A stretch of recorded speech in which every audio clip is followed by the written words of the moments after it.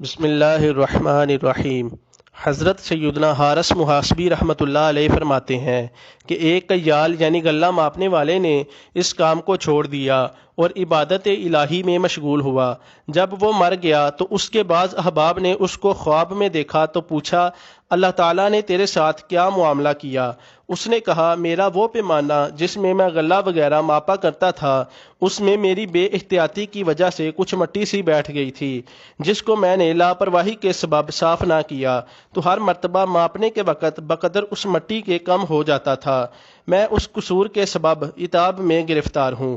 اسی طرح ایک اور شخص بھی اپنی ترازو کو مٹی وغیرہ سے صاف نہیں کرتا تھا اور اسی طرح چیز تول دیتا تھا۔ جب وہ مر گیا تو اس کو بھی قبر میں عذاب شروع ہو گیا، یہاں تک کہ لوگوں نے اس کی قبر سے چیخنے چلانے کی آواز سنی۔ بعض صالحین کو قبر سے چلانے کی آواز سن کر رحم آ گیا اور انہوں نے اس کے لیے دعائے مغفرت کی تو اس کی برکت سے اللہ تعالیٰ نے اس کے عذاب کو دفع کیا۔ ان لرزہ دینے والے واقعات سے وہ لوگ ضرور درس عبرت حاصل کریں جو ڈنڈی مارتے ہیں اور کم ماپ تول کرتے ہیں۔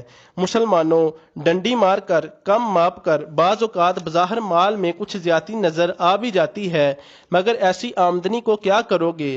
دنیا میں بھی تو اس قسم کا مال وبال ہو جاتا ہے۔ ہو سکتا ہے کہ ڈاکٹروں کی فیسوں، بیماریوں کی دواؤں، جیب کتروں، چوروں اور رشوت خوروں کے ہاتھوں میں یہ مال چلا جائے اور پھر معاذ اللہ آخرت کا عذاب شدید بھی بھگتنا پڑ جائے۔ تفسیر روح البیان میں نقل کیا گیا ہے کہ جو شخص ناپ تول میں خیانت کرتا ہے، قیامت کے روز اسے دوزخ کی گہرائیوں میں ڈالا جائے گا اور آگ کے دو پہاڑوں کے درمیان بٹھا کر حکم دیا جائے گا کہ ان پہاڑوں کو ناپو اور تولو۔ جب تولنے لگے گا تو آگ اسے جلا ڈالے گی۔ تو دوستو، غور تو کرو، سوچو تو صحیح، مختصر سی زندگی میں چند فانی سکے حاصل کرنے کے لیے اگر ڈنڈی مار لی تو کس قدر شدید عذاب کی وعید ہے۔ آج معمولی گرمی برداشت نہیں ہوتی تو جہنم میں آگ کے پہاڑوں کی تپش کس طرح برداشت ہوگی؟